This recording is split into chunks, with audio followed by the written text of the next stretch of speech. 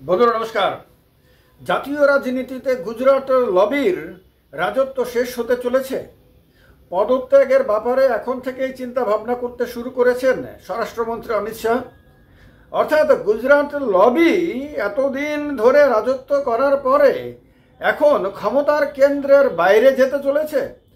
তার জন্যই কি আপনার অমিত শাহ তার রিটায়ারমেন্ট প্ল্যান অলরেডি জানিয়ে দিয়েছেন। দেশের রাজনীতিতে এই মুহূর্তে সবচেয়ে বেশি আলোচিত হচ্ছে অমিত শাহ পদত্যাগের কথা কি ভাবছেন কিনা, বা মোদি শাহর জামানা শেষ হচ্ছে কিনা। কারণ বিভিন্ন কয়েকটি রাজ্যের কোঅপারেটিভ সেক্টরের কয়েকজন মোদি ভক্ত মহিলাকে নিয়ে একটি অনুষ্ঠানে কথা বলতে গিয়ে অমিত শাহ, দেশের স্বরাষ্ট্রমন্ত্রী এবং নরেন্দ্র মোদীর সবচেয়ে প্রিয়জন এবং কেন্দ্রের এনডিএ সরকারের দ্বিতীয় সবচেয়ে বেশি শক্তিশালী ক্ষমতাশালী ব্যক্তি হিসেবে যিনি পরিচিত, তিনি তার রিটায়ারমেন্ট প্ল্যানের কথা বলেছেন। অর্থাৎ তিনি অবসরে গেলে, রাজনীতি ছেড়ে দিয়ে অবসরে গেলে পরে তিনি কি করবেন তিনি জানিয়েছেন। তিনি বলেছেন তিনি বেদ উপনিষদ নিয়ে থাকবেন, তিনি আপনার অর্গানিক ফার্মিং নিয়ে থাকবেন, অর্থাৎ তিনি কৃষিকাজে মন দেবেন। একদিকে তিনি বেদ উপনিষদ নিয়ে পড়াশোনা করবেন বা গবেষণা করবেন, আরেকদিকে তিনি ময়দানে নেমে কৃষিকাজ করবেন। এখন কথা হলো অমিত শাহর বয়স এখন 60+, 60 বছর হয়ে গেছে অলরেডি ওনার। এই 60 বয়সে মানে 60 বছরে আমাদের দেশে নর্মালি সরকারি কর্মচারীরা অবসরে যান। অমিত শাহকে যারা চেনেন তারা জানেন অমিত শাহর যে কর্মপদ্ধতি সেটা মূলত সরকারি অফিসারের মতন। অর্থাৎ তিনিও মূলত সরকারি কর্মচারী অফিসার যে ধরনের চিন্তা ভাবনা করেন অনেকটা সেই ধরনের চিন্তা ভাবনা করে তিনি চলেন। তিনি সরকারি কর্মচারীরা যেমন 60 বছর বয়স হলে পরে অফিসকে টাটা বাই বাই করে দিয়ে আপনার সারা জীবনের জন্য বাড়িতে চলে যান, তিনিও হয়তো সেরকমটাই ভাবতে শুরু করেছেন। এখন কথা হলো হঠাৎ করে তার কেন রিটায়ারমেন্ট প্ল্যানের কথা ভাবতে হচ্ছে। তার বস নরেন্দ্র মোদীর তো এখন 75 বছর পূর্ণ হবে আগামী সেপ্টেম্বর মাসে 17 তারিখ। তো সেই জায়গাতে তিনি তো প্রায় 15 বছর ছোট মোদীর চেয়ে। তার সামনে তো বিরাট সুযোগ রয়েছে, বিরাট লম্বা ভবিষ্যৎ রয়েছে। যদি মোদীর এজকে যদি আমরা দেখি, মোদী সম্ভবত এই বছরে এই সেপ্টেম্বর মাসে পদত্যাগ করতে পারেন, কারণ আরএসএস এর তরফ থেকে তার উপরে প্রচুর প্রেশার আছে আপনার গদি ছেড়ে দেওয়ার জন্য। যদিও মোদিজি কোনো অবস্থাতে গদি ছাড়তে চাইছেন না। আমি অনেক আগে বলেছিলাম আপনাদেরকে তার কাছে একমাত্র বিকল্প হলো রাষ্ট্রপতি পদ, কিন্তু রাষ্ট্রপতি যিনি বর্তমানে আছেন তাকে তো পদত্যাগ করতে বলা যাবে না। তার কার্যকাল তো শেষ হবে 2027 মাঝামাঝি সময়ে। তো ততদিন পর্যন্ত মোদিজিকে অপেক্ষা করতে হবে প্রধানমন্ত্রী পদ ছাড়লে এখন।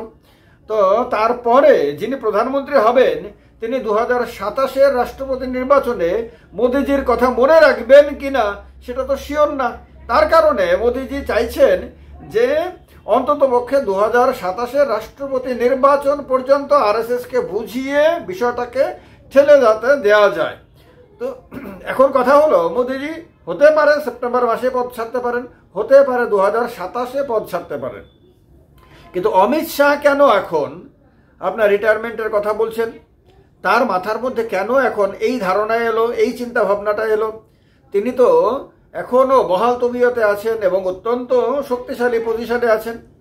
তিনি এই কারণেই কি চিন্তা ভাবনা করতে শুরু করেছেন যে তিনি বুঝে গেছেন যে মোদিজির পরে তাকে কোনোভাবেই প্রধানমন্ত্রী হতে দেবে না আরএসএস। তিনি তার যে প্রধানমন্ত্রী হওয়ার যে স্বপ্ন, সেই স্বপ্নটা পূরণ হওয়ার সম্ভাবনা অলমোস্ট জিরো।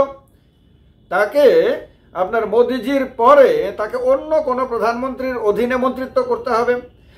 তাছাড়া যদি মোদিজির জায়গাতে আপনার যোগী আদিত্যনাথ আসেন অথবা নীতিন গডকরি আসেন, তাহলে তো তাকে মন্ত্রী করা হবে কিনা সেটাই শিওর না। কারণ আপনারা সবাই কম বেশি এটা জানেন যে রাজনৈতিকভাবে আপনার নীতিন গডকরি, যোগী আদিত্যনাথ এই দুজনই অমিত শাহর একেবারে বিপরীত লবি। তাদের দুজনের কারোর সঙ্গে তার খুব একটা বনিবনা নেই। এ নিয়ে ভারতবর্ষে প্রচুর সংবাদ হয়েছে বিভিন্ন সংবাদ মাধ্যমে, এবং কখনো এগুলোকে অস্বীকারও করতে পারেনি উভয় অংশের কেউই। এই অবস্থাতে মোদিজির জায়গাতে যদি যোগী আদিত্যনাথকে প্রধানমন্ত্রী করা হয়, তাহলে তো তিনি অমিত শাহকে তার মন্ত্রিসভায় রাখবেন না মনে করেন অনেকেই। আবার নীতিন গাডকারি, তাকেও তো ঠেলতে ঠেলতে অনেক পেছনে ঠেলে দেওয়া হয়েছে। যদি নীতিন গাডকারি আপনার প্রধানমন্ত্রী হন, তাহলে তিনিও তো তার মন্ত্রিসভাতে অমিত শাহকে রাখবেন না বলে মনে করেন সবাই। এছাড়া নতুন যিনি প্রধানমন্ত্রী হবেন, তিনি তো আরএসএস এর খুব ঘনিষ্ঠ হবেন, মানে আরএসএস যাকে পছন্দ করবে তার নামই প্রধানমন্ত্রী পদের জন্য তুলে ধরবে। আরএসএস তো অমিত শাহকে পছন্দ করেন না বলে আপনার নাগপুরের লবিও জানে, নাগপুরের লোকজন জানে, সারা দেশের লোকজন জানে। তো সুতরাং আপনার অমিত শাহের জন্য প্রধানমন্ত্রী হওয়ার স্বপ্ন অপূর্ণ থাকার সম্ভাবনা রয়েছে। দ্বিতীয়ত হলো তার মন্ত্রী থাকাটাও অনিশ্চিত, এটাও তিনি বুঝে গেছেন। এই অবস্থাতে তিনি এখন থেকেই তার অবসরকালীন পরিকল্পনা করতে শুরু করেছেন। এখন কথা হলো, আরেকভাবে যদি দেখেন যে বেদ উপনিষদ নিয়ে পড়াশোনা তো ঠিক আছে, 70-80 বছর বয়সও করতে পারবেন, 90 বছর বয়সেও করতে পারবেন, কিন্তু কৃষিকাজ তো তিনি 70-80 বছর বয়সে করতে পারবেন না।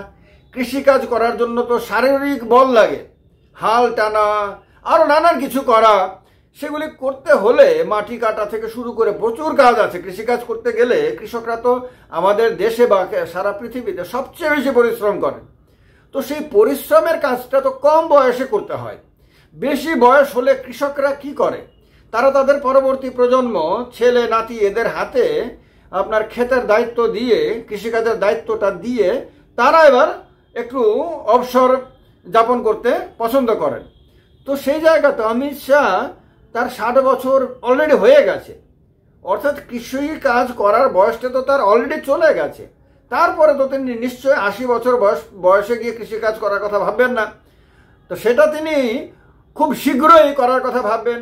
তো মানে যতক্ষণ তার শারীরিকভাবে সক্ষমতা আছে, হাল টানা থেকে শুরু করে নানান ধরনের কঠিন কাজগুলো করার মতন শারীরিক শক্তি আছে, ততক্ষণ তিনি এই কাজটা করতে পারবেন। তো তার মানে হলো তিনি খুব শীঘ্রই কৃষিকাজে মন দেওয়ার কথা ভাবছেন। তার মানে তার রিটায়ারমেন্টের সময় এখন থেকে আর খুব বেশি দূরে নাই। তার মানে অমিত শাহ যদি এটা ভাবছেন, অমিত শাহ যেটা ভাবছেন এটা নরেন্দ্র মোদীজিও ভাবছেন হয়তো, বা নরেন্দ্র মোদীজি হয়তো কৃষিকাজ করবেন না, তার এই বয়সে কৃষিকাজ করা সম্ভব বলে মনে হয় না। তিনি হয়তো ধ্যান তপস্যা করবেন, তিনি হয়তো পূজা অর্চনা করবেন, তিনি হয়তো পড়াশোনা করবেন, তিনি হয়তো মঠ মন্দিরে যাবেন, বিভিন্ন জায়গাতে গিয়ে বিভিন্ন রকমভাবে সাধনা করবেন, তিনি হয়তো সেই কাজগুলো করবেন। তো তারা দুজন হয়তো আপনার এগুলো নিয়ে ভাবতে শুরু করেছেন, আর ওই ভাবনাই আপনার তাকে এই কথা বলিয়েছে। কারণ না হলে রাজনীতিতে অবসরের কথা নর্মালি কেউ বলে না, কোনো পলিটিশিয়ান রাজনীতিতে নর্মালি। আপনারা দেখবেন মমতা বন্দ্যোপাধ্যায় থেকে শুরু করে এই যে মল্লিকার্জুন খার্গে, এদের সবার থেকে বড় মল্লিকার্জুন খার্গের মুখে আপনারা রিটায়ারমেন্টের কথা শুনবেন না। রাজনীতিতে এন্ট্রি আছে, এক্সিট নাই। রাজনীতিতে আপনার ঢোকা আছে, বেরোনো নাই। বলা হয় যে রিটায়ারমেন্টের কথা বললেও মূলত রিটায়ার করা হয় না, এরপরেও রাজনীতিতে মানুষ ঘুরিয়ে ফিরিয়ে থেকে যায়। তো সেই জায়গাতে অমিত শাহ এই 60 বছর 61 বছর বয়সেই রিটায়ারমেন্টের কথা বলতে বাধ্য হচ্ছেন, এবং সেটাও পাবলিকের সামনে। কারণ তিনি জানেন যে এই ভিডিও সারা দেশে ছড়িয়ে পড়বে এবং সারা দেশের মধ্যে এ নিয়ে নানান ধরনের আপনার আলোচনা শুরু হবে, এবং তার যারা অনুগামী তারাও আপনার মানসিকভাবে হয়তো ভেঙে পড়তে পারে। তো সেই সমস্ত কিছু বুঝে, কারণ তিনি অত্যন্ত বুদ্ধিমান লোক, অত্যন্ত চতুর লোক, সেই তিনি তারপরেও এই কথাটা বলেছেন। হতে পারে তার যারা অনুগামী তাদেরকে তিনি মানসিকভাবে প্রস্তুত হওয়ার জন্য তিনি বলতে চাইছেন। হতে পারে তিনি হয়তো তার যে মনের ভেতরে যে হতাশা তৈরি হয়েছে যে ভাই এমনিতেও তো কিছুদিন পরে মোদিজিও থাকবেন না পদে, আমিও পদে থাকবো না, সুতরাং কি আর করবো, এখন থেকেই রেডি হতে হবে, সে হতাশাটাকে তিনি প্রকাশ করেছেন। হতে পারে তিনি তার ক্ষোভ প্রকাশ করেছেন। হতে পারে তিনি নাগপুরের ওপর মানে নাগপুরে যে সংঘ কার্যালয় হেডকোয়ার্টার আছে তার উপর একটা মানসিক চাপ তৈরি করতে চেয়েছেন।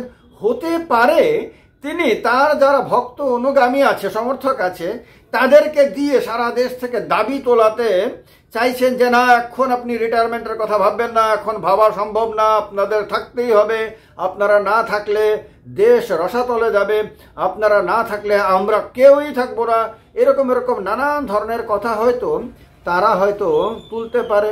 তো অনেক পরিকল্পনা করে রাজনীতির লোকরা অনেক কিছু করে। তো আলটিমেটলি যাই কিছু হোক না কেন, তিনি তো পদত্যাগের কথা বলেননি, রিটায়ারমেন্টের কথা তো তিনি বলেছেন। তার মানে এটা বোঝা গেল যে অমিত শাহ এখন আপনার ওই বানপ্রস্থ, এটাকেও কি বানপ্রস্থ বলা হবে? কারণ কৃষিকাজ তো গার্হস্থ্যের মধ্যে পড়ে। আবার বেদ উপনিষদ নিয়ে চর্চা মানে ধর্মের লাইনে চলে যাওয়া, এটা হয়তো বানপ্রস্থের মধ্যে পড়ে। তো তিনি একসঙ্গে গার্হস্থ্য এবং বানপ্রস্থ ঠিক মিলছে না কি অঙ্কটা আমার কাছে। তো আপনাদের মধ্যে যদি কেউ একটু এই সমস্ত ব্যাপারে একটু বেশি জ্ঞান রাখেন তাহলে জানাবেন তিনি আদতেই কি বোঝাতে চাইছেন। তিনি গার্হস্থ্যে থেকে যাবেন না তিনি এই সমস্ত কিছু ছেড়ে ছুড়ে বানপ্রস্থে চলে যাবেন? আপনাদের জানা থাকলে একটু জানিয়ে দেবেন, আমারও একটু জ্ঞান বৃদ্ধি হবে আর কি। ভিডিওটা ভালো লাগলে লাইক করে দিবেন। ইন্ডিয়া জোটের যারা সমর্থক তারা বোধহয় খুশি হচ্ছেন, আমি অনেকের মুখে হাসি দেখতে পাচ্ছি। যদিও আমি লাইভ কথা বলছি না, কিন্তু দিব্য দৃষ্টি দিয়ে অনেকের চেহারার মধ্যে একটা উজ্জ্বলতা দেখতে পাচ্ছি। আবার বিজেপির কর্মী যারা, সমর্থক যারা, তাদের একটু মায়ুসী ভাব, একটু হতাশ ভাব, একটু দুঃখিত ভাব, এটাও পরিষ্কার দেখতে পাচ্ছি। কিন্তু এনডিএতে বিজেপি ছাড়া অন্য যে দলগুলো আছে, শরিক দলগুলো, তাদেরকে কিন্তু বেশ আনন্দিত দেখতে পাচ্ছি। সবই দেখতে পাচ্ছি দিব্য দৃষ্টিতে, এই কারণে অন্য কিছু ভাববেন না। ভিডিওটা ভালো লাগলে লাইক করে শেয়ার করে দেবেন, আর চ্যানেলটাকে সাবস্ক্রাইব না করে থাকলে এটাও করে নেবেন।